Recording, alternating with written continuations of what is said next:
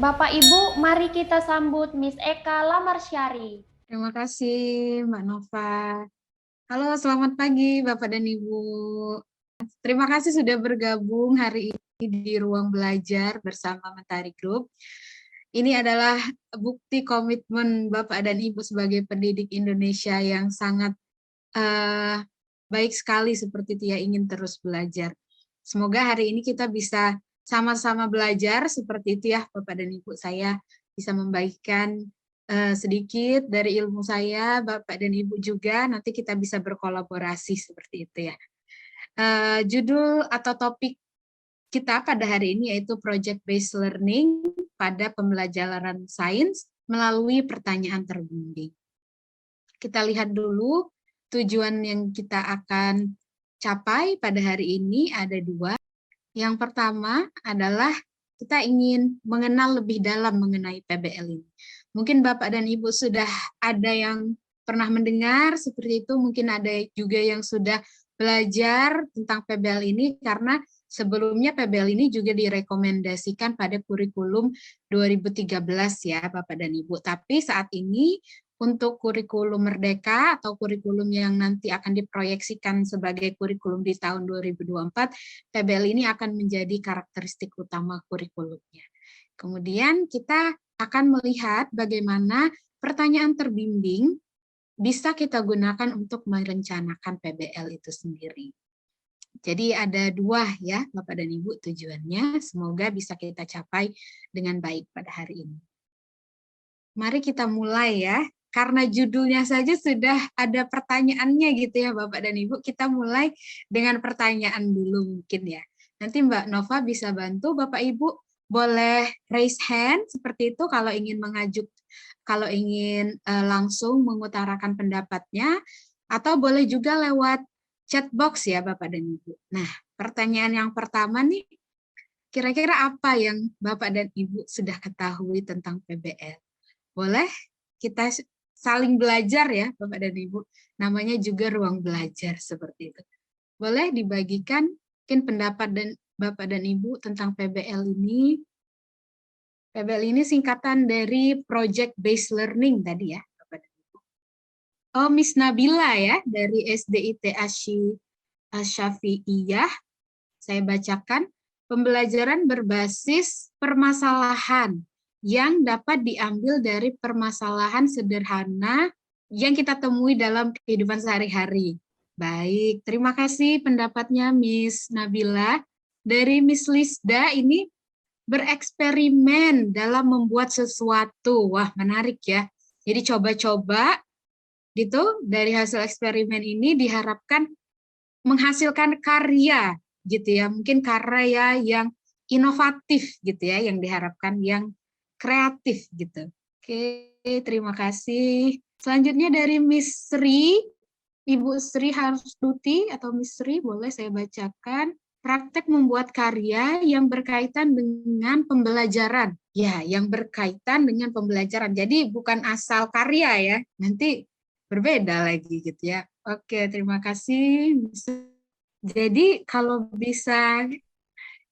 kita bisa simpulkan, ini salah satu alternatif metode pembelajaran gitu ya, Bapak dan Ibu, yang pengen kita lakukan untuk mendobrak gitu hasil belajar anak didik kita supaya nanti kalau setelah lulus sekolah tuh enggak kagok gitu ya, ini mau ngapain gitu.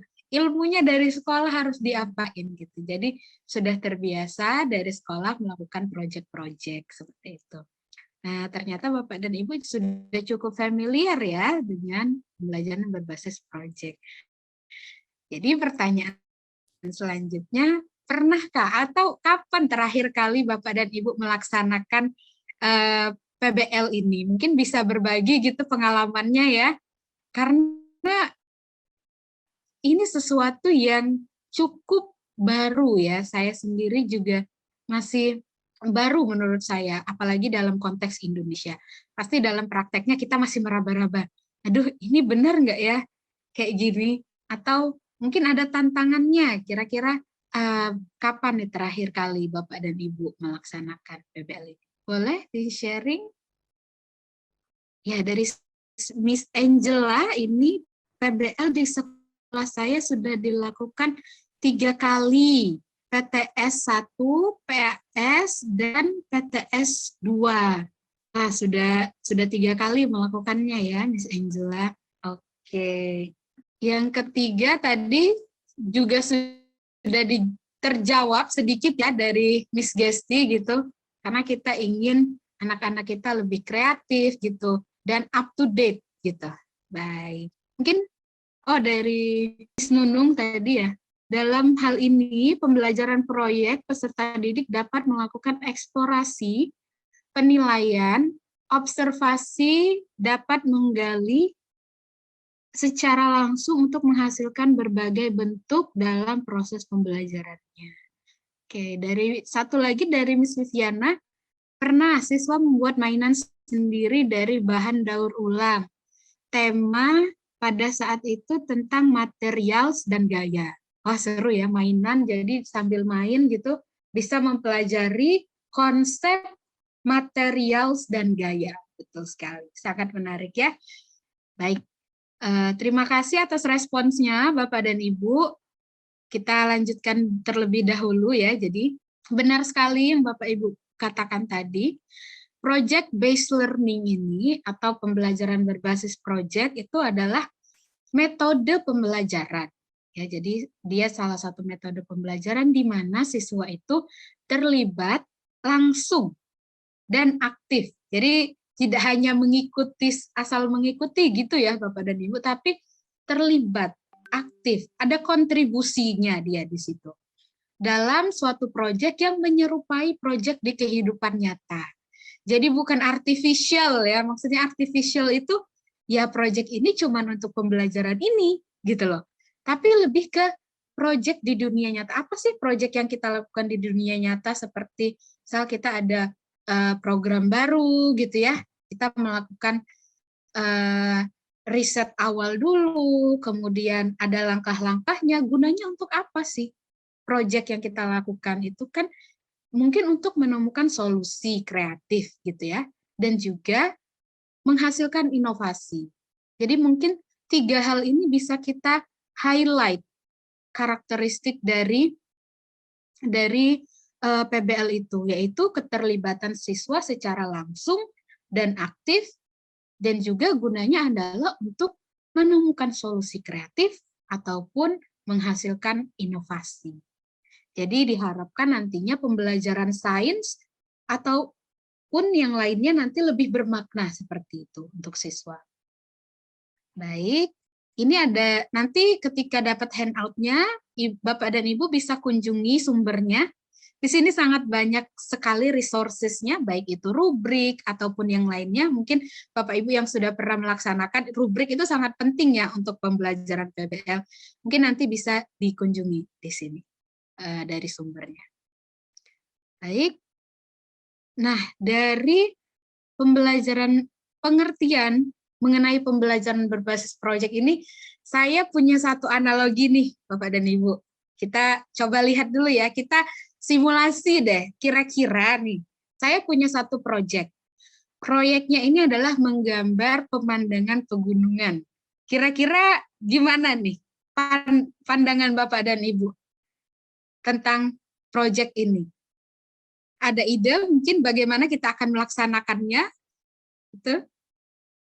Ya, mungkin ini sangat sederhana gitu ya. Kalau dulu saya ingat kalau di SD gitu ya, kalau disuruh gambar pemandangan itu, ingat nggak Bapak dan Ibu? Gambar legendaris ini ya, gambar legendaris. Jadi kalau disuruh bikin pemandangan gunung, pasti ini nih, ada 2 gunungnya, kemudian ada matahari terbit, jangan lupa sawah, jalan, rumah, dan pohon, dan yang paling penting adalah burung. Kalau saya dulu ada ini apa, awan-awan gitu ya. Jadi pasti Bapak dan Ibu familiar dengan gambar ini.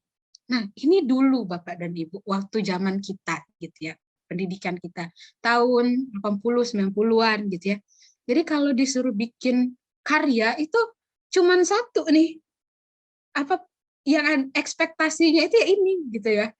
Secara umum lah, mungkin ada teman kita yang nyeleneh gitu ya, Jadi agak aneh gambarnya, tapi itu dipandang aneh dulu. Nah, kalau sekarang dengan paradigma baru ini malah kita pengen hasil karya anak itu beragam. Tidak hanya memiliki status standar seperti ini. Dengan pembelajaran berbasis proyek ini atau PBL, kita harapkan nanti mungkin hasil karya anak itu bisa kayak gini Bapak dan Ibu. Mungkin gitu ya. Jadi di balik indahnya pemandangan pegunungan itu tersimpan cerita yang juga cukup penuh perjuangan gitu ya Bapak dan Ibu. Bisa juga terjadi gunung meletus atau erupsi gitu. Ketika terjadi erupsi, apa yang terjadi? Penduduknya harus mengungsi gitu ya. Harus tidak bisa tinggal di rumah mereka gitu. Kemudian juga bisa kayak gini. Mungkin ada yang pengalamannya itu pergi ke taman safari. Jadi pemandangan gunung itu tercitrakan dengan banyaknya jenis aneka ragam tumbuhan dan hewan. Ataupun kalau yang mungkin mendengar cerita dari temannya atau saudaranya gitu ya, oh kalau di tempat saya tuh di pegunungan itu ada air terjunnya gitu. Jadi bisa mungkin hasilnya seperti ini. Nah, dengan pembelajaran proyek dan paradigma baru pendidikan ini kita harapkan karya atau hasil belajar anak-anak itu beragam. Dan kita berusaha mendorong terjadinya inovasi dan juga mengembangkan kreativitas anak. Dan juga di sini ada pemikiran kritis juga ya Bapak dan Ibu. Jadi, wah, pemandangan itu tidak hanya pemandangannya loh, ada aspek-aspek lain di situ. Nah, jadi kira-kira mengapa sih PBL gitu kan ya? Pantaslah kalau kita katakan banyak hasil riset juga yang mengatakan bahwa mengapa PBL? Karena PBL ini seperti yang dikatakan oleh Pak Oki tadi, mampu mendorong pengembangan kemampuan 21st century skills anak-anak. Di mana tadi mereka didorong atau kita bimbing untuk bisa mengembangkan critical thinking. Tadi ya, kalau pemandangan gunung tidak hanya identik dengan keindahan, tapi ternyata tadi ada bencana alam juga gitu ya, macam-macam. Jadi mereka kita dorong berpikir kritis. Kemudian juga berkolaborasi. Jadi proyek ini karena cukup besar proyeknya, jadi kita harapkan mereka bekerja dalam kelompok sehingga adanya kolaborasi. Kemudian juga tadi ya muncul kreativitas. Jadi hasil karya dari proyek menggambar pemandangan gunung itu tidak cuma satu jenis gitu, tapi beragam. Jadi nanti mungkin pengalaman anak-anak kita ketika disuruh menggambar pemandangan gunung, tidak hanya yang dua tadi ya, gambar legendaris kita tadi, tapi ada berbagai macam. Dan tentunya komunikasi, karena diharapkan mereka mampu menyampaikan hasil pembelajaran mereka ini kepada orang lain. Gitu. Baik. Nah, Forsi ini juga kalau Bapak Ibu sudah melihat 3P, profil pelajar Pancasila, dia cukup mirip ya. Tapi di profil pelajar Pancasila itu ada tambahan gotong royong, kemudian ketuhanan yang Maha Esa, dan akhlak gitu ya, sama kemandirian. Jadi selaras ya Bapak dan Ibu antara Forsi pada 21st century skill ini dan profil pelajar Pancasila. Gitu. Selanjutnya kita akan lihat dulu tadi Bapak dan Ibu sudah familiar, juga ada yang sudah pernah melakukan.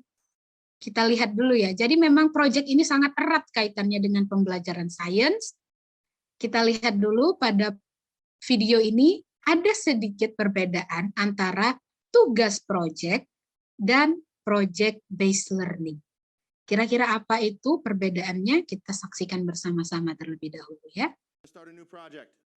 Teachers and their students have been doing projects since forever. More and more are doing project-based learning. So what's the difference? That's a great question. Let's start off by reviewing. Projects are typically limited in scope and duration. They're a good way for students to work with content they've already learned. Flip to the paper that says sundial. In project-based learning, students learn through the project. Interesting. They address a real-world problem, a driving question, one that can't be Googled and has no single right answer. We were talking about how can we prepare for Atlanta's change in weather. Students have voice and choice in PBL, some input into how they'll answer the driving question. Does anybody think they might have some ideas? So they gain ownership of their learning. So those questions led to our investigation. They collaborate in a process of sustained inquiry, lasting more than a few days. We've got a whole lot of work to do. They reflect on their learning through discussions, formative assessments, and critiques of their peers' work. We are going to take a look at one of your friends' work today. And then revise their work based on those reflections. None of shit. Okay, there we go. We got it. You can The final product is shared with an audience beyond the classroom. Maybe that's professionals in a related field, I appreciated how thoughtfully you responded. or it could be the kids in the class next door.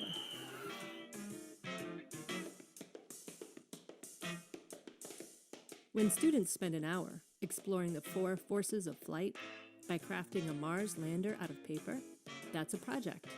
When they spend a month simulating a Mars landing, analyzing the math and physics at work, and discussing their work with real aerospace engineers, And it sounds like you've done a little bit of testing to see if that works. Yeah. that's project-based learning. Capiche? Research shows that rigorous PBL can result in higher engagement and deeper content knowledge. You're rocking it. Keep it up, okay? Learn more about project-based learning at edutopia.org. Oke, tadi terlihat ya ada perbedaan gitu Bapak dan Ibu antara tugas project dan project-based learning. Kira-kira menurut Bapak dan Ibu yang paling ketara apa nih perbedaannya? Mungkin boleh di-share di chat box. Yang paling ketara gitu. Kita kan sering tuh kasih project ke anak-anak kalau belajar sains. Apa sih bedanya sama project-based learning? Tadi dikasih tahu. Yang pertama tadi berhubungan dengan waktu ya, Bapak dan Ibu. Nah, gimana menurut Bapak dan Ibu? Perbedaan signifikannya antara project dan project-based learning.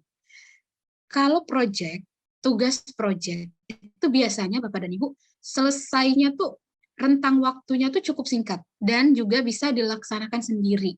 Gitu ya. Bisa terjadinya di akhir pelajaran, gitu ya, di akhir bab gitu ya, setelah anak-anak mempelajari suatu konsep tertentu, kemudian mereka diberikan tugas proyek gitu. Nah, jadi di akhir adanya si tugas proyek ini. Dari Pak Agung, tugas proyek sama dengan proyeknya sejenis atau sama. Kalau PBL, proyeknya bisa bermacam-macam. Nah, poin kedua dari Pak Agung, betul sekali Pak Agung, adanya pilihan dan aspirasi siswa tadi ya, Bapak dan Ibu. Jadi kita tidak menyamakan semua anak harus melaksanakan proyek ini dengan satu cara. Jadi anak-anak boleh memilih gitu, bisa memilih problem yang akan diselesaikan ataupun produk akhir yang akan mereka produce gitu. Mungkin bisa ada yang pengen bikin poster Miss, ada yang nggak mau Miss kita poster, maunya video gitu ya. Jadi kita memberikan ruang kepada anak-anak untuk merepresentasikan dirinya melalui proyek. Kemudian tadi kalau PBL dia melalui ya nanti Bapak dan Ibu lihat signifikannya itu adalah keterkaitan antara konsep sains dan aplikasi sainsnya itu ditaruh di depan.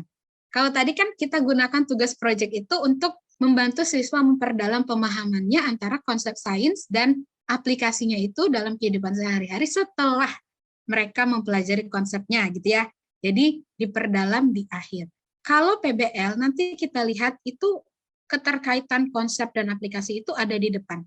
Kita perlihatkan dulu di depan. Jadi siswa di situ melihat, oh bagaimana ya, apakah ada masalah di sini atau ada hal lain yang mereka ingin ketahui lebih dalam, seperti itu. Jadi highlight-nya adalah cukup berbeda ya Bapak dan Ibu antara project dan project based learning. Untuk lebih lanjutnya kita akan lihat ya. Silakan Miss Dede. Oke, terima kasih Miss Eka. Saya ingin menanyakan sebelumnya, apa bedanya project based learning? Tadi kan dimulai dari pertanyaan yang pertanyaan terbimbing gitu ya Miss Eka. Apa bedanya dengan problem based learning Miss Eka? Terima kasih, begitu saja. Terima kasih Miss Eka. Sama-sama. Saya bantu sedikit ya. Jadi problem based sama project based learning ini dia sama-sama metode pembelajaran yang inovatif gitu ya. Cukup berbeda dengan traditional teaching methods gitu. Cuman para yang ingin cara siswa merepresentasikan hasil pembelajarannya yang berbeda. Misalnya menurut saya ya. Kalau project nanti ada produk akhirnya berupa karya. Kalau problem based mereka berupa fokusnya pada solusi permasalahan yang mereka identifikasi di awal. Sama-sama kita ingin mengakomodir aspirasi dan pilihan siswa ya. Tapi sedikit berbedanya di situ antara menghasilkan karya atau mengajukan solusi dari permasalahan. Karena di dalam project based learning bisa juga ada permasalahan yang ingin diselesaikan oleh siswa seperti itu. Jadi cukup mirip dan ya, tapi kalau ada salah satu dosen saya itu bilang kalau problem based itu biasanya lebih luas cakupannya daripada project based. Seperti itu. Nah, kemudian langkah-langkahnya gimana sih sebenarnya untuk bisa melaksanakan PBL ini? Jadi ini saya ambil sumber referensinya dari Ayo Guru Berbagi ya Bapak dan Ibu. Karena kalau kita bicara PBL ini ada banyak gitu pilihan yang kita bisa lakukan untuk langkah-langkahnya. Tapi ini biar kita selaras gitu ya dengan kurikulum Merdeka nantinya yang ingin kita laksanakan, saya ambil referensinya dari Ayo Guru Berbagi. Yang pertama adalah penentuan pertanyaan kunci. Nah, pertanyaan kunci ini kalau di video tadi kita lihat apa yang kita harus persiapkan katanya untuk perubahan cuaca di Atlanta. Nah, itu kan pertanyaan kayak gitu open-ended ya Bapak dan Ibu. Dan kalau kita Google, enggak cuma satu gitu hasilnya gitu kan. Nah, disitulah kita nanti bisa memunculkan variasi dari yang ingin siswa lakukan gitu. Oh, mungkin ada yang siapin baju anget gitu kan, banyak-banyak. Oh, ada yang bilang rumahnya di site-nya diperbaiki gitu ya. Atau pakai pemanas ruangan. Nah, di situ kan beragam ya solusi yang bisa dihasilkan siswa. Jadi kita tentukan dulu pertanyaan kuncinya.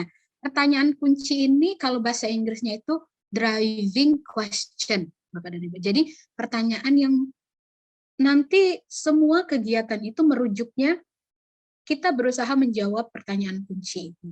Oke, selanjutnya yang kedua, ketika sudah terformulasi gitu ya, pertanyaan kuncinya, sekarang kita menyusun rencana proyeknya. Untuk apa rencana proyek ini? Supaya bisa menjawab pertanyaan kunci ini tadi. Gitu. Kemudian setelah ada rencana proyeknya, seperti ada milestone-nya gitu ya, Bapak dan Ibu. Kemudian siswa menyusun jadwalnya. Karena mereka berbeda gitu ya, Bapak dan Ibu. Mungkin produk yang ingin dihasilkan berbeda atau cara penyampaian produknya ini berbeda, mungkin mereka akan memiliki jadwal yang berbeda-beda gitu. Nah, disinilah peran kita sebagai pendidik itu sangat dibutuhkan untuk memfasilitasi mereka. Jadi ada satu frase yang saya mengena gitu ya untuk saya. Jadi kita tidak berpikir untuk siswa, tapi kita memfasilitasi supaya siswa ini bisa berpikir untuk dirinya sendiri. Karena itu kan yang mereka butuhkan nantinya. Kemudian yang keempat, kita juga tidak berlepas tangan. Kalau tadi ya project itu bisa dilakukan sendiri oleh siswa di akhir pembelajaran. Karena kita merasa bahwa oh mereka sudah dapat nih konsep-konsepnya gitu ya. Ataupun nanti dibantu oleh orang tua. Tapi kalau project based learning ini sebagai pendidik kita harus terus memantau kemajuan proyeknya. Kayak supervisor lah gitu ya, Bapak Ibu. Atau kepala sekolah deh. Udah sampai mana gitu ya. Apa yang bisa dibantu gitu. Kita memberikan feedback-feedback yang membangun supaya siswa itu bisa melaksanakan atau berhasil gitu menyelesaikan proyeknya. Yang kelima adalah penilaian hasil. Nah, penilaian hasil ini yang cukup unik juga di PBL. Kenapa? Kalau biasanya kan kita ya udah tugas guru dong yang menilai gitu ya. Kalau PBL ini kita berikan kesempatan siswa itu untuk mempresentasikan proyeknya atau hasil karyanya ke audiens lain dulu.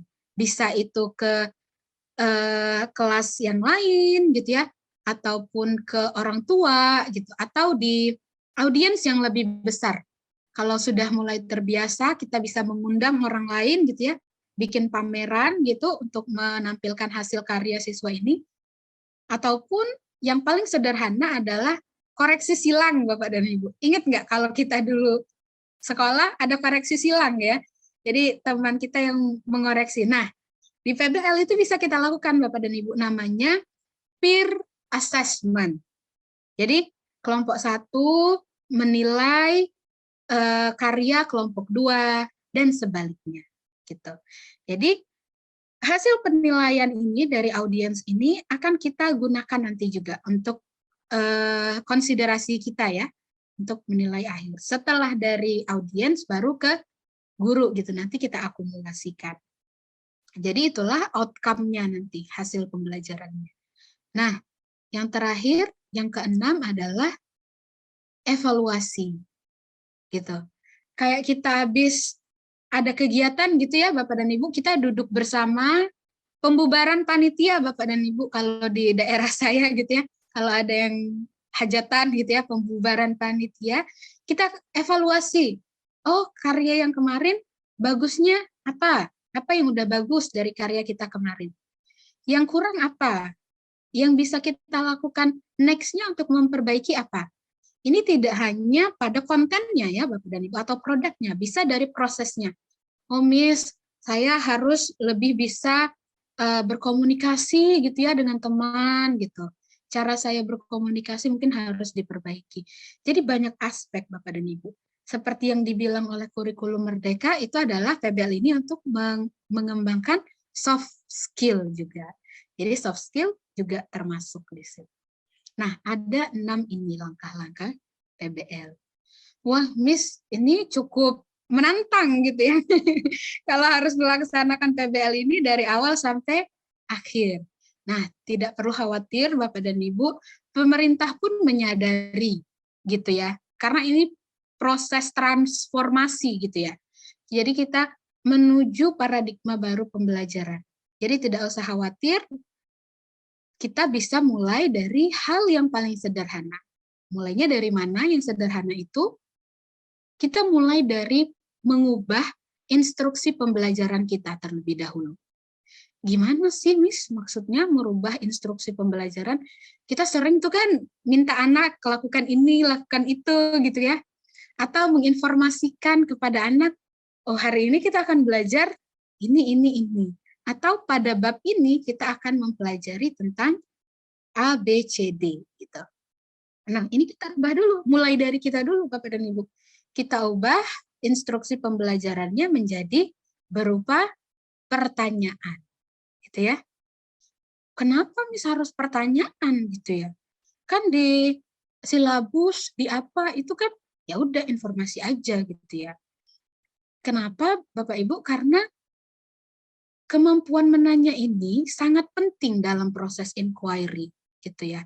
Dulu mungkin ketika kita belajar sains itu hanya direpresentasikan sebagai suatu kumpulan ilmu pengetahuan, gitu ya. Tahu dulu tuh juga populer RPAL, RPUL gitu. Jadi anak-anaknya disuruh ngapalin kumpulan pengetahuan. Pengetahuan ini dari mana? Ya yang sudah dihasilkan ilmuwan-ilmuwan dong, gitu ya, sudah terpercaya. Tapi sebenarnya yang penting dari sains itu adalah prosesnya. Karena sains itu adalah alat bagi kita manusia untuk memahami bagaimana fenomena-fenomena yang ada di dunia ini terjadi gitu. Mengapa Miss es kalau panas cair gitu ya? Kenapa Miss kalau apalagi kira-kira? Kalau saya demam itu saya panas gitu ya. Hal-hal yang seperti itu. Ini sangat penting. Kita harapkan nanti setelah kita bimbing gitu ya, anak-anak itu untuk terus bertanya, akhirnya nanti mereka bisa mengembangkan pertanyaannya sendiri gitu ya. Membuat the right question gitu ya. Nah, kemampuan menanya ini juga sangat dibutuhkan pada PBL. Terlihat tadi pada langkah yang pertama itu adalah membuat pertanyaan kunci ya Bapak dan Ibu. Dalam tahap awal menurut saya ada baiknya kita sebagai guru yang menentukan pertanyaan kunci ini. Apalagi masih tingkat dasar gitu ya. Tapi tidak menutup kemungkinan mungkin ada anak-anak yang sudah memang lebih gitu ya. Mereka bisa memformulasikan pertanyaan kuncinya sendiri, boleh kita berikan ruang gitu.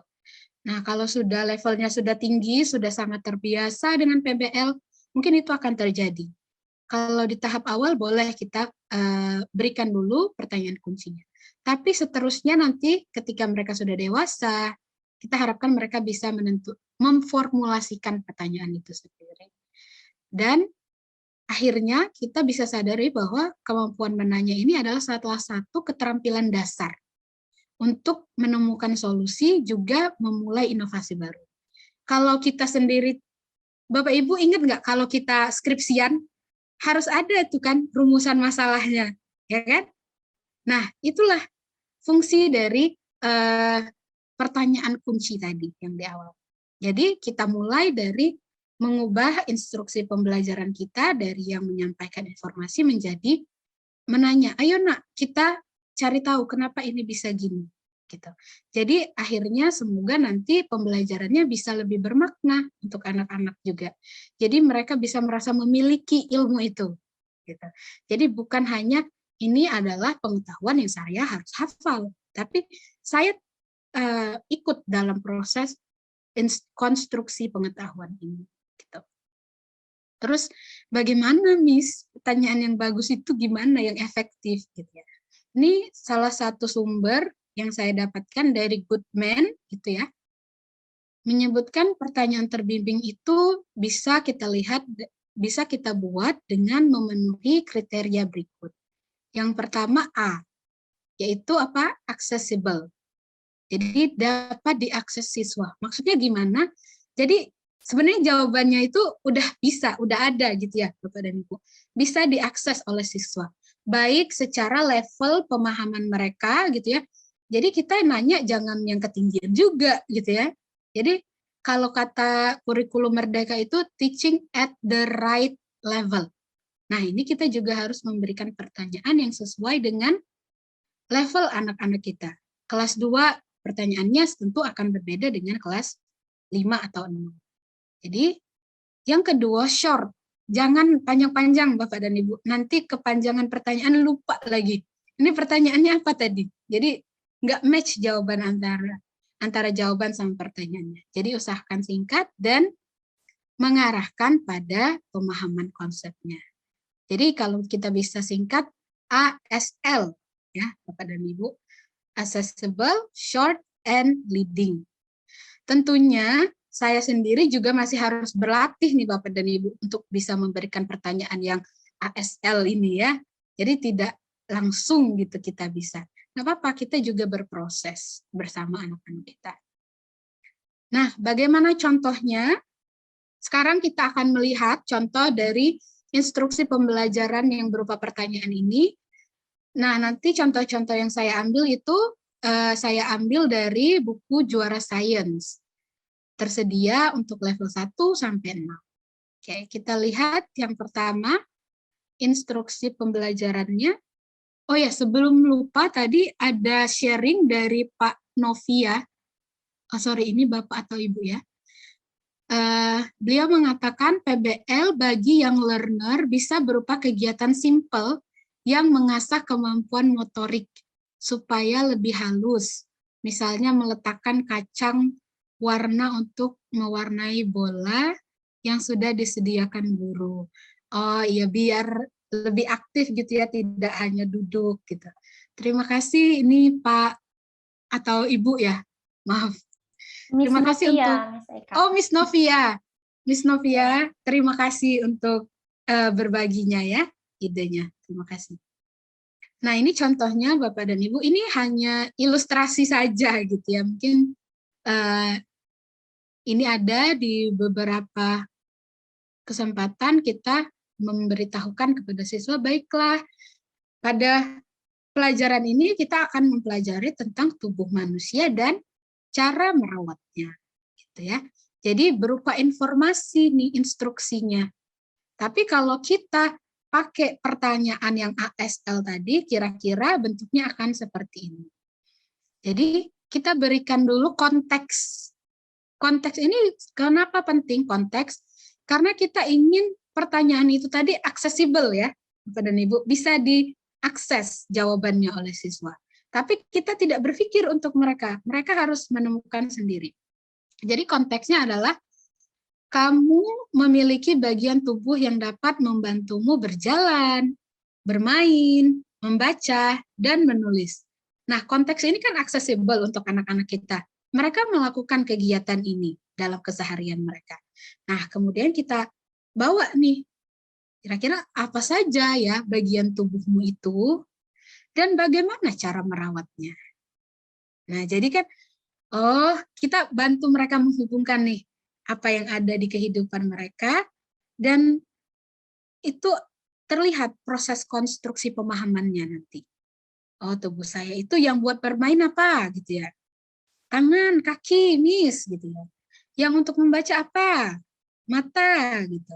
Mungkin ada yang sudah tahu nama-nama bagian tubuhnya, mungkin ada juga yang belum tahu. Nanti temannya dia bisa belajar dari temannya.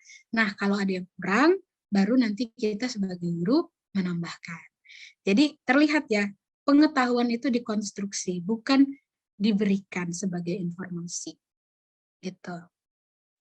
Nah, ini kan accessible ya, jadinya karena ada konteks tadi, juga singkat, dan juga leading ke konsep yang ingin kita pelajari. Konsepnya apa sih? Konsep tubuh dan cara merawatnya. Gitu. Nah, sampai di sini mungkin Bapak dan Ibu ada yang ingin ditanyakan?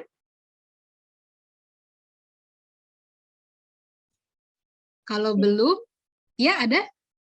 Belum, Miss. Silahkan Bapak Ibu, kalau ada bisa langsung di kolom chat atau raise hand ya, seperti biasa Bapak Ibu. Kalau tidak, kita latihan. Ayo mencoba, kita coba ya Bapak dan Ibu. Nah, kita coba bikin instruksi pembelajaran yang berupa pertanyaan. Ini saya berikan konteksnya terlebih dahulu. Konteksnya adalah makhluk hidup. Ada banyak benda di sekitarmu. Ada benda yang hidup, ada juga benda yang mati. Nah, ini konteksnya. Kira-kira pertanyaan yang ASL, apa aja ya Bapak dan Ibu untuk konteks ini? Boleh, silahkan dicoba, mungkin bisa membuat 1-2 pertanyaan. Mungkin diberi info juga ya Bapak dan Ibu, ini untuk kelas berapa gitu. Jadi kita juga mengidentifikasi level anak. Silahkan saya berikan waktu mungkin 30 detik. Cukup kira-kira? Boleh silakan pakai chat box ataupun raise hand. Miss Viviana udah mulai mengetik nih. Apakah ada yang raise hand? Saat ini belum ada, Miss Eka. Bapak Ibu boleh raise hand atau langsung di kolom chat. Sepertinya masih pada mengetik nih, Miss Eka. Iya, kita tunggu ya. Kita Oke. tunggu. Oh, sudah ada Oh, nih sudah dari Pak ada. Ya. Agung. Saya bacakan ya dari Pak Agung. Coba kita perhatikan benda-benda di ruangan tempat kalian melakukan Zoom. Wah, kontekstual sekali ini Pak Agung ya. Bisa tolong disebutkan apa saja? Oh, sebutkan dulu. Kalau di tempat saya ada remote AC, kemudian ada buku, gitu ya. Oke, terima kasih ya Pak Agung. Apa saja benda hidup yang ada di sekitarmu? Oke. Kemudian dari Miss Angela, apa saja yang kamu lihat saat berangkat menuju sekolah? Oh, Miss Angela udah ini nih sampai ke ekspektasi jawaban ya. Jawaban anak bisa saja orang, mobil, pohon, ayam, dan lain-lain. Oke. Pertanyaan kedua dari Tamemki, apa saja benda mati di sekitarmu? Oke. Dari Miss Dewi, apa saja yang kalian dapat lihat di halaman sekolah?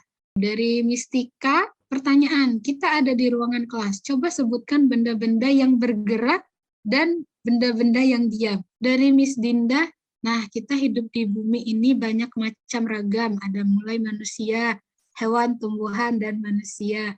Hewan dan tumbuhan itu termasuk ke dalam apa ya? Ya sangat beragam ya Bapak dan Ibu. Terima kasih untuk responnya ini dari Bu Sri Rahayu. Siapa yang suka menanam? Tanaman apa yang ada di rumah? Alat apa yang dibutuhkan untuk menanam? Wah, ini Bapak dan Ibu sangat kreatif ya untuk berusaha memberikan konteks tambahan gitu ya untuk anak-anak. Mungkin kalau saya akan bertanya, apa itu makhluk hidup? Kalau untuk anak kelas 2 ya, yang baru mempelajari konsep benda hidup dan benda mati. Apa itu benda tak hidup? Nah, akan banyak tuh kan. Tadi bisa pakai yang mistika tuh. Atau ya, mereka mengamati dulu benda yang bergerak sama benda yang tak bergerak. Baru nanti, kenapa benda yang tak bergerak itu tidak bergerak? Udah saya harus latihan lagi nih. Apa yang menyebabkan benda bergerak? Mungkin gitu ya. Jadi nanti masuk ke ciri-cirinya. Apa saja ciri-ciri benda hidup? Apa saja ciri-ciri benda tak hidup? Kita juga harus terus latihan dengan ASL ini ya, Bapak dan Ibu. Karena nanti semakin accessible, short, dan leading, kita semakin mampu membimbing anak-anak itu untuk konstruksi pemahamannya. Terima kasih untuk partisipasinya ya Bapak dan Ibu di kegiatan ini. Kita akan terus mencoba nanti. Selanjutnya, saya akan memperlihatkan beberapa contoh ini. Mungkin ada Bapak dan Ibu juga yang sudah menggunakan buku Juara Sains. Ini dari buku Juara Sains. Ada berbagai macam instruksi pembelajaran yang disediakan. Seperti yang ada di jelajah, gitu ya. Dapatkah kamu menyebutkan bagian-bagian tubuhmu? Atau coba gerakan kepalamu dari kiri ke kanan. Ini masih tentang bagian tubuh yang pertama tadi ya. Kalau kamu tidak punya leher, apa yang akan terjadi? Apa ya yang akan terjadi kalau tidak punya leher? Nggak bisa geleng-geleng mungkin ya. Gitu. Atau apakah ada bagian tubuhmu yang kurang penting? Mengapa menurutmu demikian? Kemudian, rabalah benda-benda di sekitarmu. Tadi ini juga yang dilakukan Bapak dan Ibu ya. Mencoba memberikan konteks yang lebih detail, kemudian baru memberikan pertanyaannya. Kemudian bagaimana rasanya setiap benda? Berbeda, Bu. Ada yang halus, kasar, bla bla bla gitu ya. Nah, subbabnya pun Bapak dan Ibu dibuat dalam bentuk pertanyaan. Ini salah satu contoh subbab. Apa saja yang dirasakan oleh kulitmu? Panas, dingin, halus, kasar, gitu ya. Nah, juga bagaimana caramu merawat kulit agar tetap sehat? Jadi siswa akan konstruksi nih kan pengetahuannya yang sudah mereka dapatkan. Bapak dan Ibu bisa meluruskan kalau ada yang salah di situ. Atau mengafirmasi kalau sudah benar. Jadi tidak semua informasi itu harus datangnya dari guru, karena kita kan memfasilitasi terjadinya pembelajaran. Juga di buku panduan gurunya juga terdapat instruksi pembelajaran yang berupa pertanyaan. Seperti contohnya, tanyakan kepada murid arti makhluk hidup dan benda mati. Ini yang saya coba lakukan tadi ya, Bapak dan Ibu. Kemudian, tanyakan kepada mereka mengapa makhluk hidup membutuhkan matahari. Kira kenapa ya? Kedinginan kali ya kita kalau nggak ada matahari. Kemudian tanyakan kepada murid apa yang terjadi ketika mereka mendengar suara yang sangat keras. Tentu kita akan menutup telinga kita. Nah, itu nanti bisa didiskusikan. Kemudian satu lagi, tanyakan kepada murid, apakah kalian pernah bermimpi menjadi seorang astronom? Pernah nggak Bapak dan Ibu? Ada yang pernah? Mungkin ada ya, ataupun menjadi pilot. Nah, seperti itu contoh-contohnya. Oke, mungkin sampai sini ada yang ingin bertanya atau menyampaikan ide gitu, boleh ya Bapak dan Ibu, silakan. Saya cek di pertanyaan. Oh ya, tidak apa-apa Mistika tadi. Dari Todora Simbolot, ada pertanyaan lagi. Mengapa kucing bisa bertumbuh sedangkan boneka kucing tidak? Nah, ini termasuk ciri-ciri makhluk hidup ya, bisa bertumbuh. Terima kasih. Oke. Oh, dari Miss Susantika. Apakah PBL membutuhkan waktu yang sangat lama, berhari-hari atau berhari-hari? Karena di dalam langkah PBL ada yang menentukan jadwal. Berapa lama dibutuhkan dalam proses PBL? Nah, pertanyaan yang menarik ya, Miss Susantika, betul. Jadi ini salah satu perbedaan antara tugas proyek dan PBL. Kalau tugas proyek bisa kita lakukan mungkin dalam satu waktu, mungkin 2 jam pelajaran. Kalau PBL memang dia membutuhkan waktu yang lebih lama. Tapi waktunya ini bisa kita atur, Miss Susantika. Tergantung alokasi waktu yang kita punya, gitu ya. Untuk tahap awal, kalau Miss Susantika baru mau mencoba, mungkin itu kita bisa rencanakan PBL-nya yang singkat. Mungkin 2 minggu gitu ya. Dalam 2 minggu itu mungkin nanti ada 4 kali pertemuan untuk PBL-nya. Jadi bisa diatur. Gimana mengaturnya untuk waktu ini? Kembali ke guru. Kalau Bapak dan Ibu pernah lihat contoh yang diberikan pemerintah, itu juga rencana PBL-nya sampai 36 jam, Miss Susantika. Jadi dia secara keseluruhan gitu ya, pembelajarannya melalui PBL. Tapi bisa kita atur juga kalau tidak mau sampai selama itu. Nanti kita lihat bagaimana cara merencanakan PBL-nya. Oke. Nah, Miss Susantika ini sudah menghantarkan kita ke pembahasan selanjutnya ya, Bapak dan Ibu. Bagaimana pertanyaan terbimbing yang tadi kita pelajari sama-sama di atas bisa kita gunakan untuk merencanakan PBL-nya. Oke. Kita lihat mulai dari mana gitu ya. Suka gitu kan kalau udah gede banget kita mulai dari mana dulu. Oke. Tadi sekarang saya sudah pernah singgung sedikit. Kita mulai dari keterkaitan antara konsep sains yang akan dipelajari dengan aplikasinya dalam kehidupan. Jadi dibalik ya, Bapak dan Ibu, kalau tadinya mungkin biasanya kita taruh di akhir, sekarang aplikasi sains ini kita taruh di depan sebagai langkah awal. Kemudian kita masuk ke langkah yang pertama, penentuan pertanyaan kuncinya dulu. Oke. Ini saya perlihatkan overview-nya dulu, nanti kita akan bahas satu-satu ya. Bagaimana keterkaitan itu, menentukan pertanyaan kunci, dan menyusun rencana proyek. Jadi tadi ada 5 ya Bapak dan Ibu tahapannya. Gitu. Hari ini kita akan bahas 2 dulu. Karena ini juga menjadi kunci gitu ya. Nanti kalau ada kesempatan lagi kita teruskan. Nah, untuk menghubungkan menghubungkan antara pertanyaan kunci dan menyusun rencana proyek ini, disitulah kita bisa menggunakan tadi pertanyaan terbimbingnya. Jadi pertanyaan terbimbing ini akan memberikan kerangka pada rencana proyek kita. Jadi dari pertanyaan kunci yang besar, kita pecah-pecah supaya lebih kecil gitu ya, bite size gitu, jadi pertanyaan-pertanyaan terbimbing yang ASL tadi.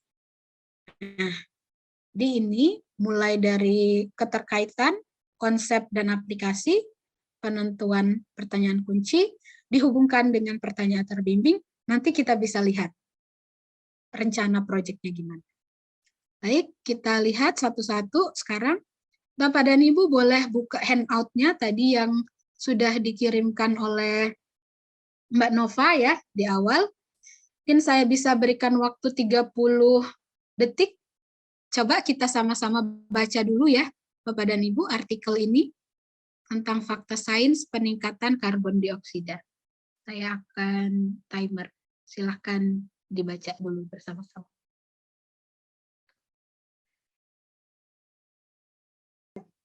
Sudah 30 detik, Bapak dan Ibu, mungkin kita akan bahas ya sama-sama. Nah, jadi ini salah satu artikel yang ada di program Juara Sains itu menunjukkan keterkaitan antara konsep dan aplikasi sains. Di sini, kalau PBL yang pure gitu ya, Bapak dan Ibu, tentu siswa boleh mengidentifikasi hal-hal menarik dari satu artikel ini, yang nantinya akan mereka jadikan sebagai learning path mereka ya. Tapi karena kita mau mulai gitu dan juga anak-anak kita itu primary, mungkin kita bisa leading dulu ya. Jadi di sini yang saya lihat adalah yang menarik itu adalah di bagian akhir. Sebuah tantangan bagi para ilmuwan adalah untuk dapat menemukan sumber energi alternatif. Berbagai negara di dunia sekarang menggunakan energi nuklir, geotermal, angin, hidroelektrik, dan energi matahari. Nah, dari penggalan ini, Bapak dan Ibu, saya mencoba merumuskan pertanyaan kuncinya. Jadi, pertanyaan kunci ini nanti bisa berbeda-beda ya, Bapak dan Ibu. Tergantung ketertarikan Bapak dan Ibu, juga nanti konsiderasinya bisa dipengaruhi oleh kemampuan siswa kita gitu ya. Mereka bisanya sampai mana sih? Kemudian alokasi waktunya seberapa banyak sih gitu.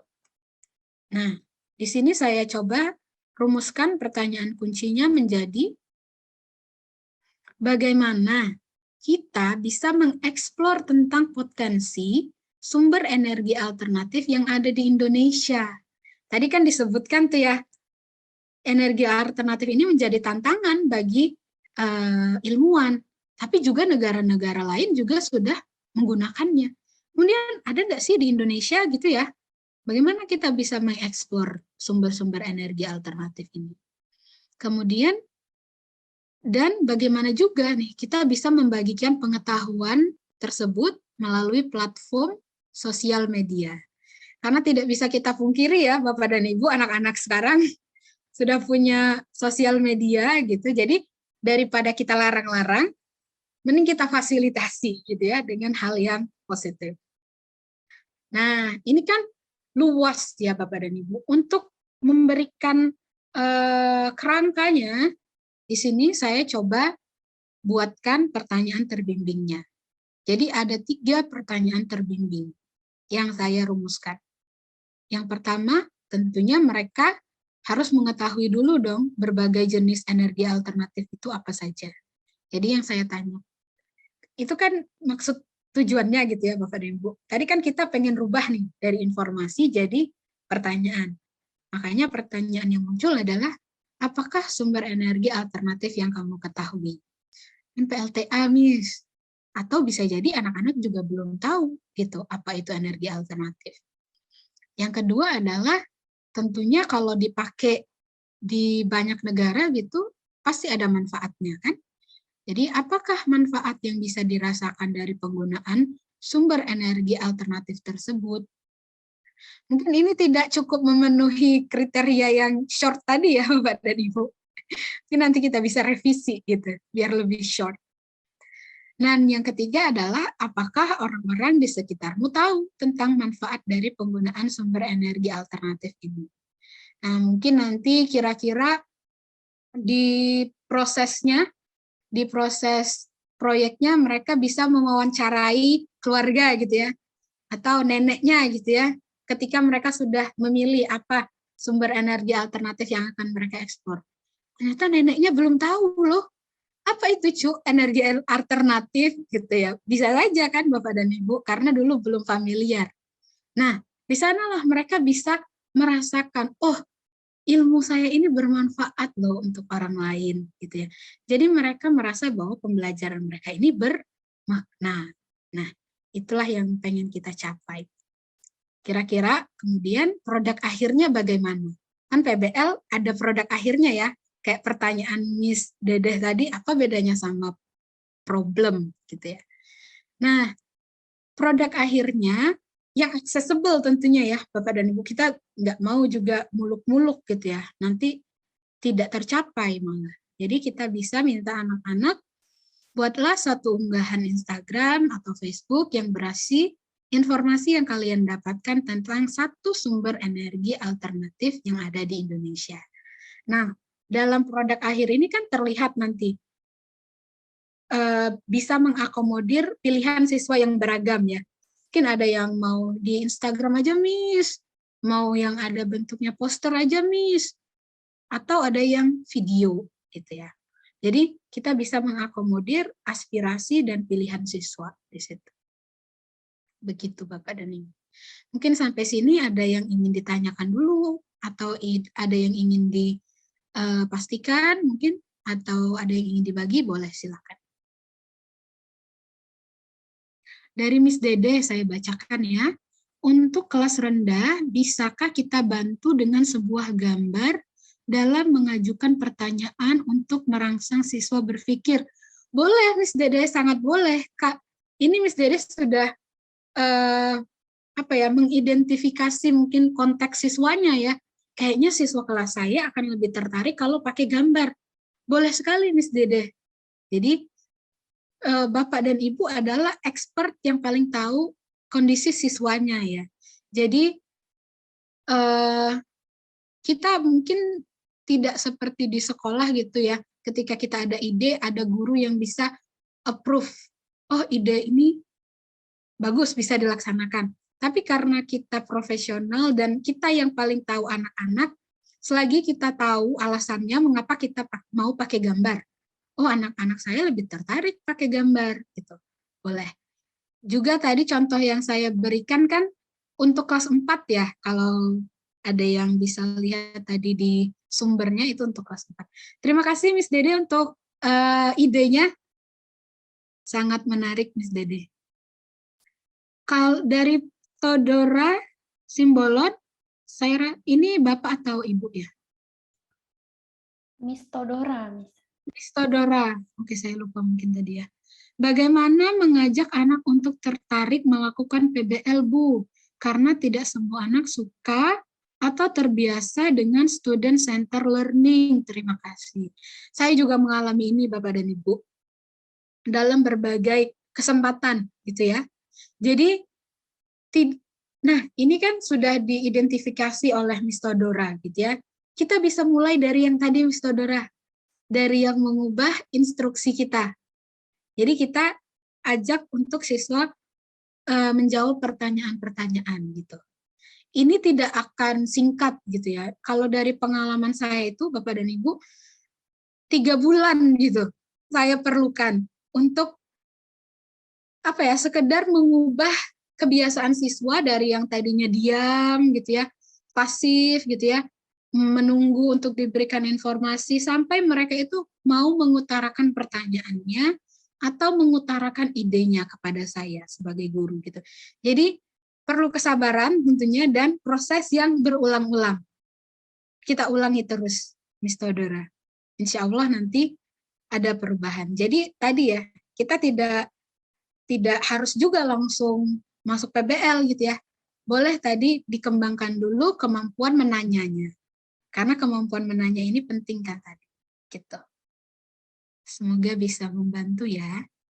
Nah, kalau mungkin sudah tidak ada pertanyaan, kita lihat dulu. Ini contohnya ya Bapak dan Ibu. Nanti Bapak dan Ibu bisa lihat lagi di handout yang akan dikirimkan oleh panitia setelah sesi ini.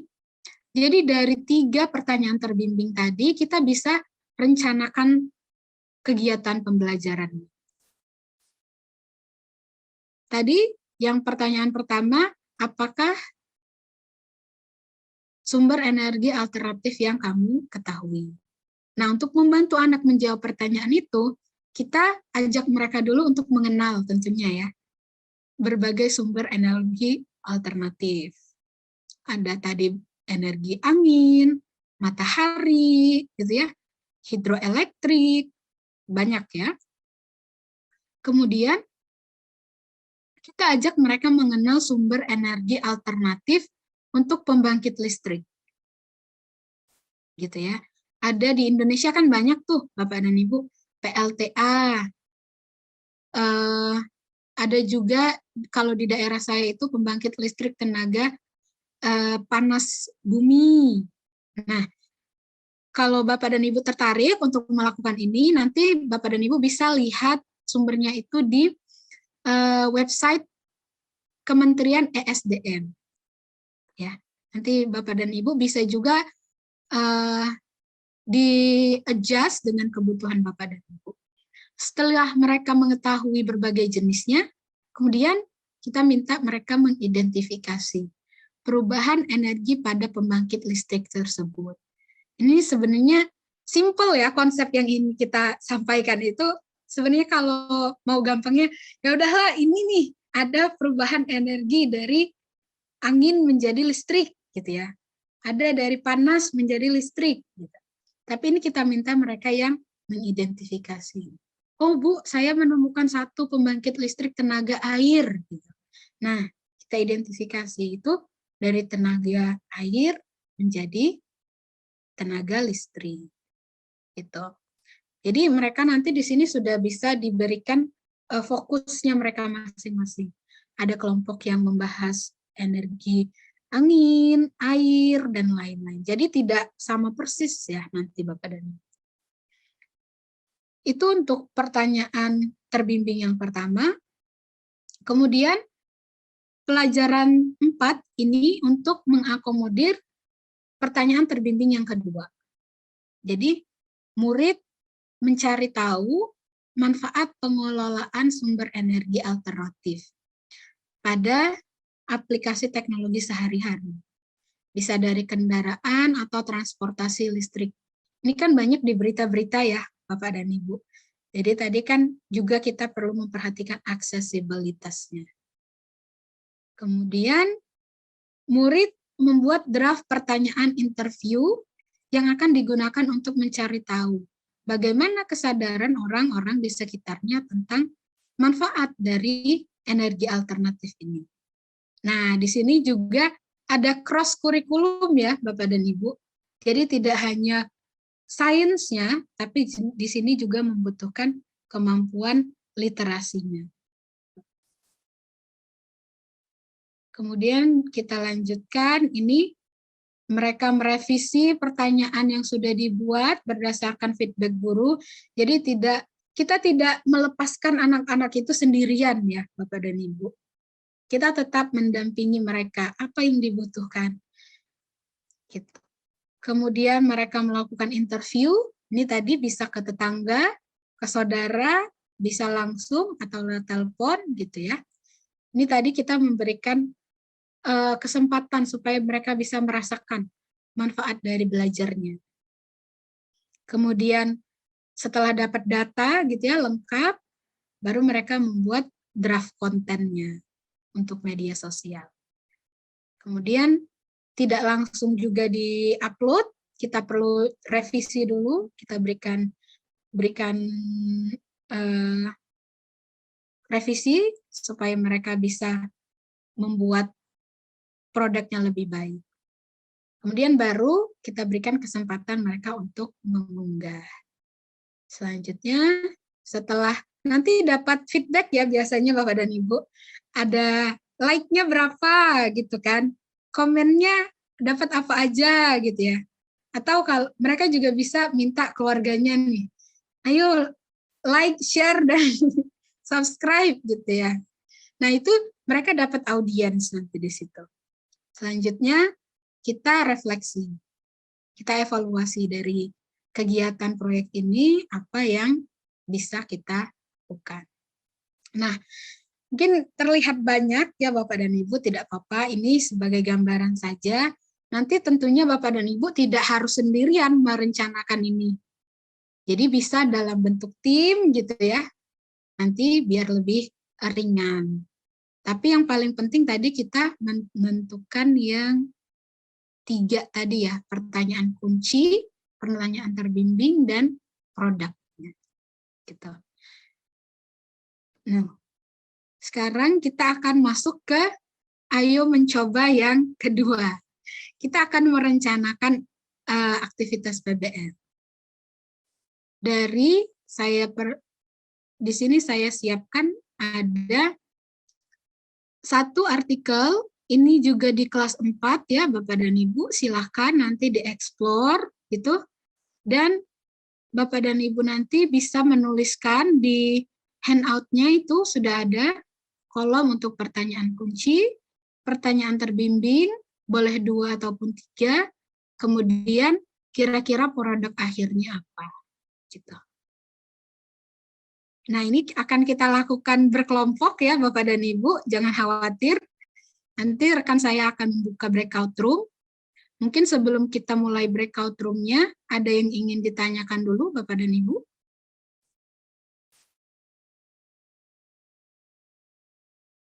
Saya tadi lihat ada di chat dari Miss Nunu. Saya terkendala dengan ada anak-anak yang pada saat kegiatan PBL hanya kegiatan itu saja, yang artinya tidak mau beralih pada kegiatan lainnya. Bagaimana cara mendorongnya supaya mau mengikuti kegiatan lainnya, Bu? Nah, anak-anak zaman sekarang itu agak sedikit berbeda gitu ya, ibu-ibu dari kita. Kalau kita dulu kan dikasih sama orang tua, ini pilihannya, silahkan pilih mau yang mana gitu ya. Nah ini kita dorong dulu mereka menyampaikan idenya. Kita dorong mereka. Jadi kita berikan ruang supaya mereka tuh menyampaikan aspirasinya. Kalau nggak mau pakai pilihan kita gitu ya, ya udah kamu maunya apa sekarang gitu. Ayo kita kerjakan sesuai aspirasi anak-anak itu. Gitu. Jadi mungkin menurut saya itu salah satu triknya ya, Miss Nunung. Mungkin Bapak dan Ibu lain ada tips lainnya boleh share juga ya. Oke, apakah sudah mendapatkan handout-nya semua Bapak dan Ibu? Sudah ya.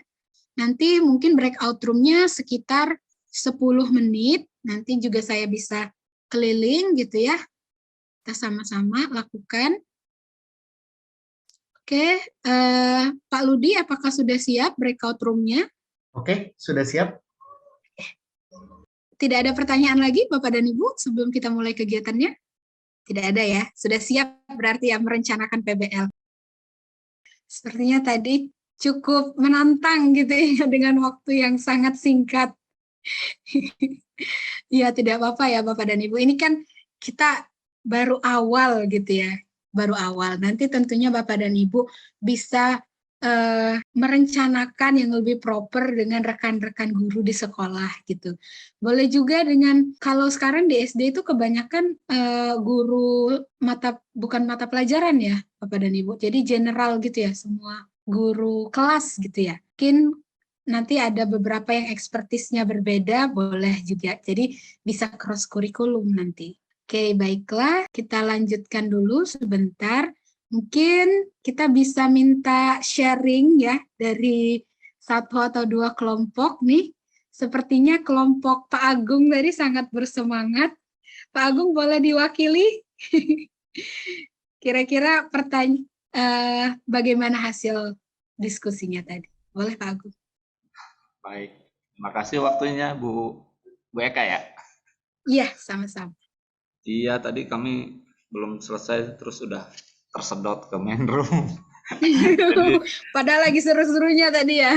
Iya, karena di awal kami ada beberapa teman-teman yang terganggu dari perangkatnya. Baik, dari hasil diskusi dari kelompok kami tadi untuk merencanakan PBL dari proyek yang Ayo Mencoba 2 tentang apa saja penyebab umum penyakit kanker, itu dari yang apa Bu tadi pertanyaan yang pertama. Pertanyaan kuncinya itu adalah bagaimana kita bisa mengetahui tentang bahaya kanker yang ada di sekitar kita, dan juga bagaimana kita bisa membagikan pengetahuan tersebut melalui platform sosial media. Kenapa pertanyaan itu masih kita gunakan? Karena saat ini kita masih, khususnya di sekolah kami, sekolah saya itu masih menjalankan yang sekolah yang masih online begitu ya. Di PJJ juga masih daring, tapi juga sudah ada yang PTM, dan salah satu yang paling mudah adalah membagikan pengetahuan tersebut melalui platform sosial media, dan kita pun bisa mengontrol, bisa melihat sudah diakses gitu. Hasilnya ada gitu ya Pak. Hasilnya ada. Setuju. Begitu anak-anak sudah melakukan campaigns tentang proyek tersebut. Iya betul. Ya, lalu untuk pertanyaan-pertanyaan yang terbimbing, yang pertama itu adalah apa yang kalian rasakan ketika kalian berdekatan dengan orang-orang yang sedang merokok? Gitu. Lalu yang kedua, apakah kalian mengetahui apa saja sih penyebab-penyebab dari penyakit kanker? Lalu yang ketiga, apakah orang-orang di sekitarmu tuh tahu tentang penyebab-penyebab terjadinya kanker? Gitu. Mungkin itu jadi pertanyaan yang menarik ketika misalnya di salah satu keluarga kita berasumsi begini, mereka tahu tuh salah satu penyebab kankernya itu dari situ adalah dari tembakau atau rokok. Mereka akan di dalam hatinya akan berontak gitu ketika tahu ayah saya itu merokok gitu, atau kakek saya itu merokok. Padahal itu kan salah satu penyebab dari penyakit kanker. Betul. Produk akhirnya karena tadi di pertanyaan pertanyaan kuncinya adalah untuk dibagikan dalam bentuk platform sosial media, maka umumnya adalah bentuknya poster atau gambar, dan juga bisa juga dalam bentuk video. Nanti bisa di TikTokin juga. Oh iya, TikTok, betul. Iya, tadi dari Ibu Nunung ya, siapa tadi katanya ada. Iya, karena anak-anak cukup dekat dengan TikTok gitu ya. Daripada aneh-aneh, kita suruh aja mereka belajar di situ. Ya baik, terima kasih. Terima kasih sekali Pak Agung, sangat menarik tadi ya. Jadi ini tidak hanya tentang sains ya, kalau kita lihat tadi rencana proyeknya dari kelompok 10, apalagi pertanyaan terbimbing yang ketiga, di situ udah ada unsur sosialnya gitu ya, juga bagaimana anak-anak bisa mengatasi gitu pertentangan tadi ya, bagaimana mereka solve problem sosial di situ juga. Kemudian kemampuan komunikasi tentunya sangat dibutuhkan di situ ya, bagaimana mereka bisa melaksanakan campaign ini apalagi terhadap orang-orang sekitar mereka gitu. Bapak dan Ibu akan sangat dibutuhkan di situ perannya nanti untuk memberikan feedback dan ya berdiskusi dengan anak. Terima kasih sekali kelompok 10 juga Pak Agung yang sudah mewakili sebentar. Sangat menarik sebenarnya ya Bapak dan Ibu. Namun karena keterbatasan waktu, mungkin saya hanya bisa mengundang satu kelompok, tadi kelompok 10 diwakili Pak Agung. Sekarang mungkin kita bisa lanjutkan terlebih dahulu ya Bapak dan Ibu. Tadi jadi template ini bisa Bapak dan Ibu gunakan nanti untuk merencanakan PBL-nya. Apalagi dengan pertanyaan terbimbing tadi ya, jadi lebih jelas gitu kegiatan-kegiatan yang bisa mendukungnya apa. Gitu. Kemudian dari diskusi kita hari ini atau ruang belajar kita kali ini, kita bisa melihat beberapa komponen utama dari PBL. Nah, komponen utama dari PBL ini bisa Bapak Ibu gunakan nanti sebagai checklist. Oh, komponen ini udah masuk belum ya di rencana PBL kita? Gitu. Apa saja komponennya? Yang pertama tadi ya, proses inquiry yang berkelanjutan. Karena banyak sekali tuh pertanyaan-pertanyaan yang ingin mereka jawab gitu ya. Inquiry itu kan pada dasarnya mencari tahu, Bapak dan Ibu. Jadi ada proses inquiry yang berkelanjutan di situ. Kemudian juga ada pengalaman belajar yang otentik dan relevan. Apalagi contoh yang diberikan Pak Agung tadi ya, otentik sekali itu, ada di sekitar anak-anak kita gitu ya, dan relevan dengan penggunaan TikTok tadi. Saya bukan orang yang against TikTok ya, tapi saya berusaha menggunakan itu untuk hal yang positif. Karena ada juga anak murid saya itu yang bertanya dengan referensi TikTok gitu ya. Ternyata mereka menggunakan TikTok untuk hal yang baik juga. Miss, kenapa di TikTok ini bisa terjadi kayak gini gitu? Kalau nggak salah dulu tuh ada benda kayak dia berat gitu ya, aluminium, tapi dia bisa mengapung gitu. Miss, kenapa ini bisa terjadi? Nah, gitu. Jadi relevan dengan dunia mereka juga. Kemudian pertanyaan kuncinya apakah menantang atau tidak. Nah, biasanya kalau menantang itu kan mendorong mereka untuk ingin tahu kan. Kalau pertanyaannya enggak menantang gitu, ya kenapa Miss kita harus menjawab ini gitu. Kemudian apakah produk akhirnya bisa dipublikasikan atau tidak. Karena kita ingin mendorong perkembangan skill komunikasinya, tentunya kita bisa menggunakan produk akhir yang dipublikasikan ini untuk itu. Kemudian apakah di proyek ini kita bisa mengakomodasi aspirasi dan pilihan siswa yang berbeda-beda. Itu juga hal yang penting sebagai komponen utama PBL-nya. Kemudian apakah akan terjadi nanti refleksi dan umpan balik dari kita sebagai pendidik ke siswanya. Apakah mereka akan merefleksikan, oh Miss ini kayaknya saya kurang deh di sini. Apakah akan terjadi itu? Gitu. Nah ini nanti checklistnya boleh dipakai untuk tahapan perencanaannya. Nah, jadi Bapak dan Ibu, ini saya sedikit sharing. Karena tadi kita menggunakan referensi contoh-contoh dari program Juara Sains. Mengapa saya gunakan itu? Karena program Juara Sains ini sendiri sudah menggunakan pendekatan pembelajaran inquiry. Jadi walaupun nanti di KM itu IPA akan dijadikan IPAS, tapi kunci utamanya adalah pendekatan pembelajaran inquiry ini. Jadi yang paling penting adalah keterampilan proses sainsnya. Kenapa pendekatan inquiry ini penting? Karena yang pertama, pendekatan ini berfokus pada rasa ingin tahu siswa.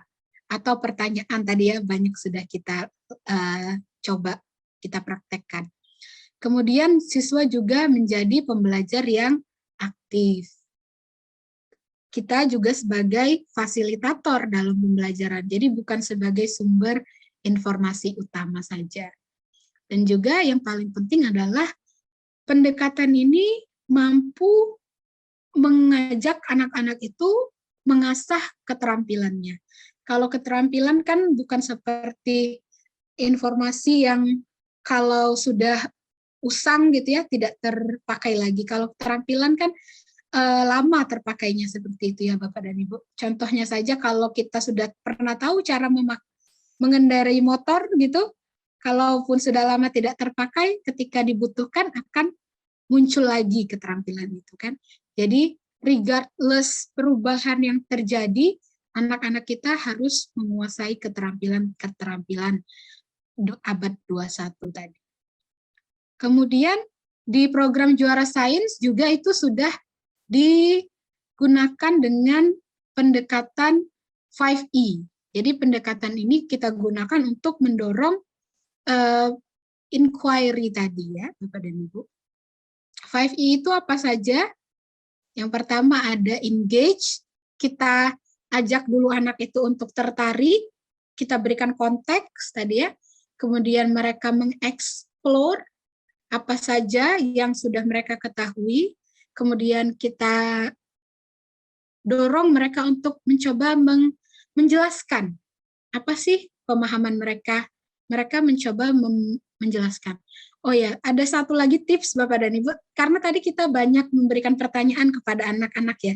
jangan kaget nanti kalau anak-anak itu pada diem ketika diberikan pertanyaan. Itu akan terjadi. Jadi kita bisa men-set waktu 30 detik. Nggak, namanya wait time. Ini sangat penting Bapak dan Ibu, karena anak-anak juga perlu mikir kan ya. Kita berikan wait time bisa 30 detik sampai 1 menit. Ketika tidak ada yang mengajukan diri gitu ya, kita bisa tunjuk. Tapi jangan langsung ditunjuk Bapak dan Ibu. Kita berikan wait time dulu. Jadi kalau langsung ditunjuk itu kan mereka kayak, ya udahlah, nunjuk nggak nunjuk juga nanti bakal ditunjuk gitu ya. Kalau mereka sudah terbiasa dengan rutinitas wait time itu, semoga nanti bisa mereka lebih proaktif gitu ya. Kemudian setelah mereka yang menjelaskan, kita lengkapi gitu ya. Kita lengkapi tadi yang sudah baik, kita afirmasi. Kalau yang kurang betul, kita betulkan. Kalau yang kurang, kita tambahkan pengetahuannya. Kemudian di-elaborate. Jadi dari konsep dasar, kita bisa ajak mereka untuk lebih menalar ke konsep yang lebih kompleks, gitu. Kemudian baru evaluate, mereka merefleksikan pembelajaran mereka. Jadi tidak harus selalu dari guru, karena kita pengen mereka yang lebih aktif ya.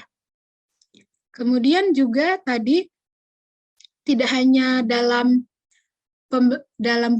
buku siswanya ya atau buku muridnya, tapi di panduan guru itu juga sudah ada resources untuk guru, seperti instruksi pembelajaran yang sudah 5E. Apalagi tadi kita lihat ada instruksi pembelajaran yang berupa pertanyaan di situ ya. Dari mengamati, mencobanya bagaimana, menjelaskannya bagaimana, menalar, sampai ke mengkomunikasikan. Dan tidak lupa tadi ada fakta sains ya Bapak dan Ibu. Ini karena kita pengen memberikan keterkaitan antara konsep dan aplikasi sains. Tentunya aplikasi sains ini bisa kita temukan dalam berbagai platform gitu ya, di media sosial, di koran gitu. Tapi kita perlu menganalisanya, apakah ini sesuai untuk tiap level anak, juga apakah sesuai dengan konsep yang kita ingin ajarkan. Jadi di Juara Sains ini sudah dilengkapi, jadi tinggal nanti bisa dieksplor seperti yang kita lakukan tadi.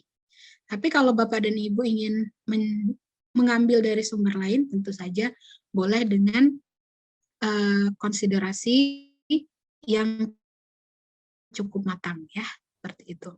Nah, baik, setelah kita tadi lakukan diskusi, juga kita latihan sama-sama, sekarang bisa kita refleksikan, kita kembalikan lagi ya. Sepertinya kita sudah mencapai tujuannya pada hari ini. Yang pertama tadi kita mengenal lebih dalam mengenai PBL, juga tadi ada perbedaan ya antara tugas proyek dan PBL itu sendiri. Kemudian kita tadi sudah berlatih bagaimana menggunakan pertanyaan terbimbing untuk merencanakan PBL.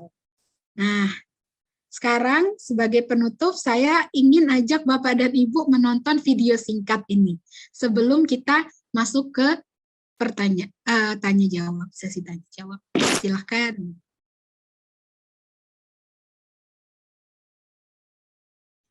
Miss Eka, mohon audionya di-share Oh iya, ulang. audionya belum ya? Belum.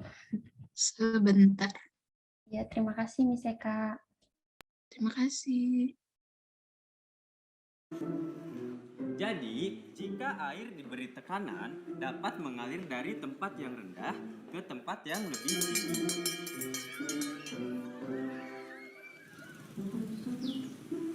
Tembak. Terima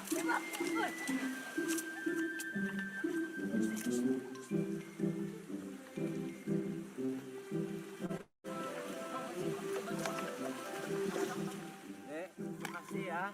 Sama-sama. Kenapa kamu senyum-senyum?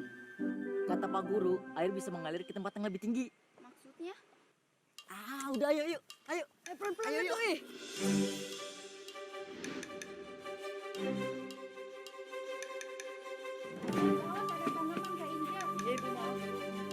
Ya, hati-hati ya. Maaf ya, Pak. Aduh, maaf ya, Pak. Aduh, maaf, Pak.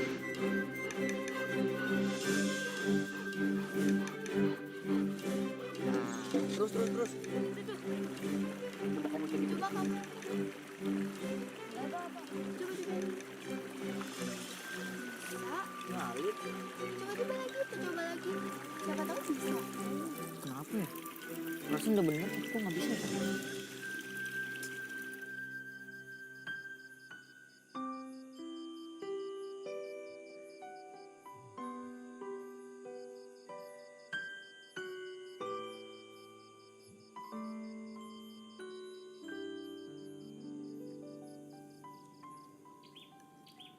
Pak, ayo ikut, Pak. Nah, ini, Pak. Oh, ini. Iya. Pak Guru, tolongin dong dari kemarin gue hidup-hidup. Coba kamu ganti pakai pipa yang lebih panjang. Nah, terus kamu kasih batu yang kecil. Ya. Nah, kamu tekan.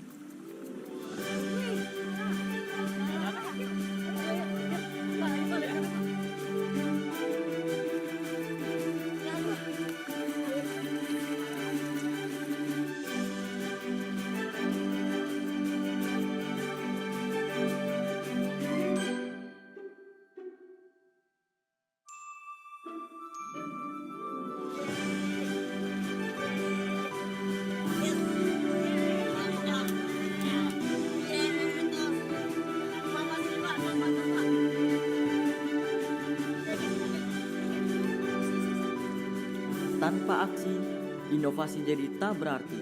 Menjadi insan yang gemilang untuk negeri.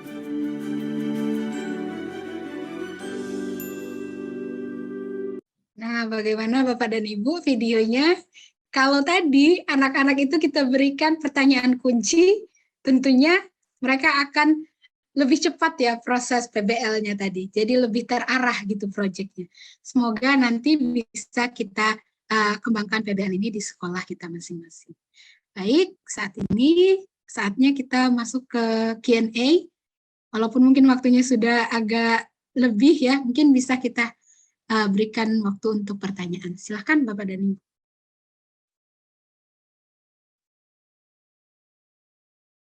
Kalau ada yang ingin bertanya melalui raise hand ataupun kolom chat boleh.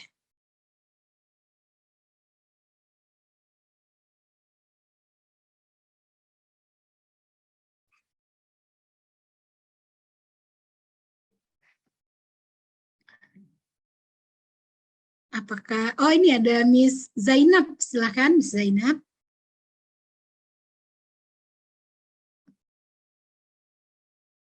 Miss Zainab sudah bisa unmute.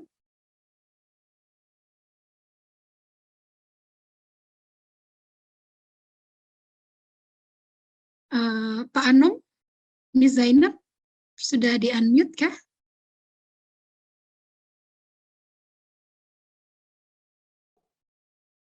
Sudah, Miss Eka, tapi belum direspon balik, Miss Zainab. Mungkin ada kendala ya. Atau selagi menunggu Miss Zainab, apakah ada yang lain yang ingin bertanya?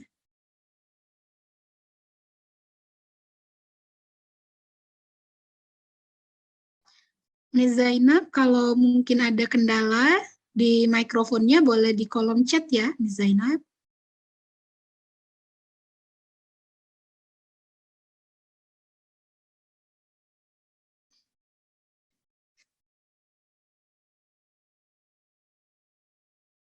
Ya, mungkin saya bisa mengundang satu peserta gitu. Kira-kira satu hal yang menarik yang bisa kita ambil dari sesi hari ini apa ya? Mungkin ada yang mau share gitu? Satu atau dua orang, boleh silakan. Ada Dari nih, Bu Miss Dede, ya, Dede. Miss Dede, silakan Miss Dede. Oke, terima kasih Miss Eka. Oke, saya sangat tertarik dengan pembelajaran PBL ini ya, dengan kegiatan belajar bareng ini, belajar bersama. Tadi kita sudah belajar tentang apa itu PBL dan diawali dengan membuat pertanyaan-pertanyaan gitu, pertanyaan kunci dan pertanyaan terbimbing. Hanya saya sangat ingin ikut lagi nanti karena masih banyak nih, kayaknya masih banyak urutannya ya Miss Eka ya. Iya, betul. Jam 5 dan justru yang kelanjutannya itu justru yang pengen saya tahu gini, gimana caranya merangsang atau memotivasi anak untuk dia bisa menyusun rencana proyek, untuk dia bisa menyusun jadwal, itu kayaknya kita butuh agar mereka termotivasi, itu caranya yang pengen saya tahu itu loh Miss Eka. Ini itu aja Miss Eka, terima kasih. Baik. Terima kasih sekali Miss Dede untuk masukannya. Nanti semoga ada kesempatan lagi ya untuk kita kembali belajar bersama. Baik. Mungkin ada satu lagi atau sudah cukup? Boleh Bapak Ibu, satu orang penanya lagi, masih ada kesempatan? Ya, boleh mau bertanya atau menyampaikan hasil belajarnya gitu, boleh ya. Kita bisa cukupkan untuk sesi hari ini. Semoga bermanfaat untuk Bapak Ibu semuanya. Kalau ada yang ingin ditanyakan nanti boleh dikontak Mentari. Nanti tim Mentari bisa hubungi saya gitu ya, Bapak dan Ibu, seperti itu. Terima kasih atas partisipasinya Bapak dan Ibu. Pembelajaran kita hari ini tentunya bukan hanya berhasil karena saya atau yang saya bagikan, tapi juga partisipasi dan kontribusi dari Bapak Ibu sekalian. Oleh karena itu saya ucapkan terima kasih. Dan insya Allah sampai bertemu di lain kesempatan.